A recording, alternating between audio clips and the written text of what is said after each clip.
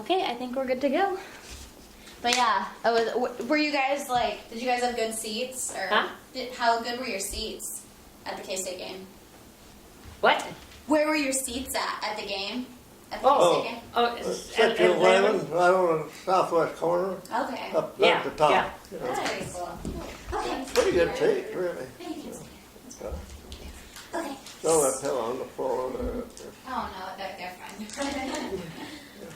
Okay, so what made you want to enlist in the military? What? What made you want to enlist in the military? Well, the government. Did you get drafted? Government said, you will come on August. Okay. And what conflicts were you involved in? What? Were you just world? What? Contest were you in You mean Italy? what? He's a What theater? he was a machine gunner in. Tell him what you. Were you in World War II? Is that what you were in? Yes, Okay, yes. Is that what you fought in World Yes. War II? Okay. Oh, I was in Italy. In Italy? I trained here in Oregon. Yeah. He was Over here. 19. You know where I can hear you better. Okay, yeah. How long were you in Italy for? Huh? How long were you in Italy? 2.5 years. 2.5 years. 2.5 years. Okay. In what capacity did you serve? Well, I was a machine gunner in the 91st Infantry. Okay. And so, were you like in battle? Or Oh, yes. Okay. Yes, I was on the front line. Okay, really? He had a purple. He was a Purple Heart. You do? Oh, that's so cool. I'll show you before you leave. But the infantry combat badge, which was given to me on the line up in the field by our battalion commander, Lieutenant Colonel, and then I had the Purple Heart later, and then later I got the Bronze Star. Wow, that's so interesting. That's so Yeah. cool. Oh. So what experiences do you remember the most from being overseas? What experiences? Yes. it was September bad. the 27th. Oh yeah, yeah. See, I went into action. You want all this? Yes. I went into action on 4th of July, 1944, in Italy, just north of Rome, or just north of, that's where I went into action. And we went up on the edge of the mountains in the foothills, and the Germans were retreating, but we had a firefight every day, you know. Then they back off.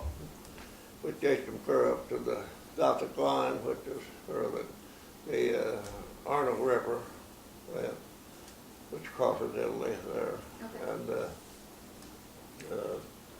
we took our outfit to Leghorn and Pisa. Those cities are port cities. And they moved us over by truck over to Florence in central Italy. And we spearheaded the drive to break the Gothic line. Okay. That was the last German defense in Italy. Okay, the last one. And if they got past the Gothic line, why, they get break out into Po Valley, and then the tanks take over there. Okay. Tanks were very good in the mountains, all just for artillery and all. You know, I couldn't use it for anything, but so everything was done there on foot. Yeah. Okay. And so we started the drive up to up Highway 65 on the freeways in. It was the main route from Florence to Bologna. Okay. Which Bologna is the gateway to the Po Valley. So yeah. Yeah.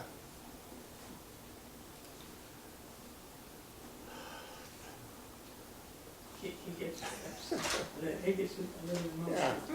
Okay. Yeah, we started on the night attack. big mountains in there. And I got about halfway up the mountain by 10 o'clock the next morning. And they sighted this then. And it was scattered. Well, we got into some timber then, but it was pretty kind of scattered cover. Yeah. So that's why we started at night, Okay. because we had the open fields we had to cross. Mm-hmm. And I got up there, and then they threw an artillery barrage, you know. Okay. Like this canvases, they just go across here like that, Mm-hmm. then they ran it up and rode back across. They just canvassed an area and just saturated it with artillery. Well, I got caught in that, and I got hit then. Is that where your Purple Heart is from? Yes. Is that's why you got your Purple Heart? Yeah, Okay. yeah. All right. Well, that's. I got Tell them hit. how you got off the mountain. Yeah, I got hit right here. I was laying down flat on my belly. Okay. One there just almost broke my leg there. And then I got hit here in the groin up here. Mm-hmm. The same shell. So, then we went, after I got hit, then there was, then for communications, all they had those little walkie-talkies. Well, they weren't any good in the mountains. They wouldn't carry very far.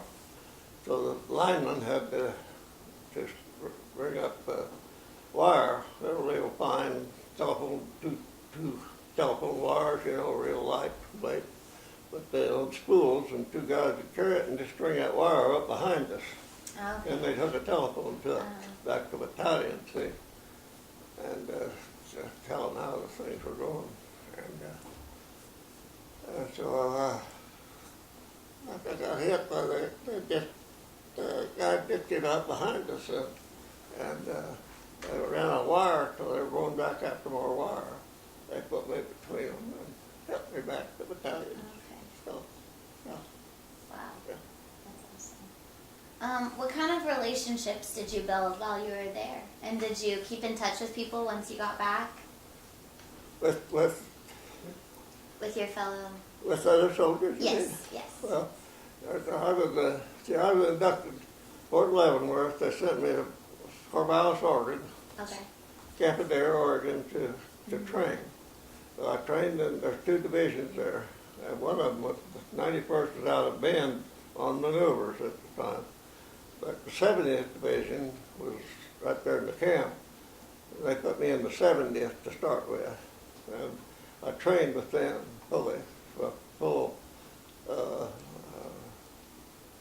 training till I went overseas. It was with the 70th. And then, but the 91st shipped out first.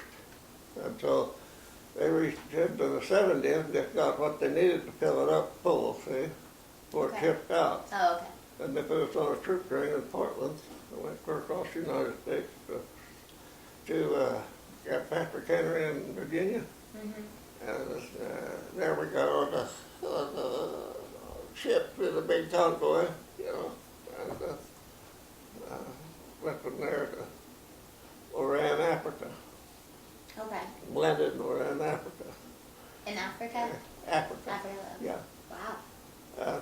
And then we went in out in the desert there and had maneuvers there for another 6 weeks there in Oran, in Africa. And because they'd already left Africa then, see, and went over to Sicily and southern Italy, the fighting had. Okay. And so then we took landing maneuvers. You know what an LCVP is? I do not. Landing craft. Landing craft that they used, the Normandy landings. Okay. You saw all those little landing crafts, it's all Okay. full of soldiers. Mm-hmm. Front of it flops down. That's the boat. Okay. That's all LCVPs, and they're landing craft personnel. Okay. Okay, so we had landing maneuvers there. We'd get on a ship in the night, right in the afternoon, and then next morning we'd sleep on the ship, and then Next morning, we'd go down broke ladders at 4 o'clock in the morning, over the side of the ship into these LCVPs. And rendezvous out there until we all got loaded. Then it dissipating a landing, see? And then we hit the beach and go inland till noon and then do the same thing over for 2 solid weeks. Oh, wow. Okay. Yeah, So did you just become some of pretty it. close with, Huh? did you become pretty close with your fellow soldiers then? Did you become pretty close with your fellow soldiers? Well, that was, I was going to tell you there. Well, I trained with all my friends were in the 90, or in the 70s. Okay. And when they shipped me out, I didn't know soul. He's 19 years old. I was 19 Wow. years old then. And so I didn't have any friends. Yeah. You know. Well, I made friends then, but then not close friends like I trained with, you Yeah. know. Mhm. But we didn't have time then, Okay. really. Yeah. Yeah. Did you keep in touch with any of your friends from the 70th when you came back? Oh, yeah. You did? Yeah, we went to the reunions every year. Really? Yeah, we Okay. had Yeah, Army reunions every year, and but just not any, not enough left. Yeah, that's Yeah, what we just before we came here we interviewed Gene Wendling yeah, and he was telling us about the reunions too, but yeah. Who did you go to? Gene Ridley. Oh, Wendling, Gene, yeah. Wendling. Gene Wendling? Sure, Gene Oh, Wendling. yeah, Yeah. yeah, Yeah, he and Oh, Phil are the 2 oldest ones. Yeah. Okay. yeah. That's pretty cool. So I'm 90, almost 92. 92, okay. Yeah, Wow. 91. He's I'll be older than 92. that, I think Gene is. Yeah, he's 95.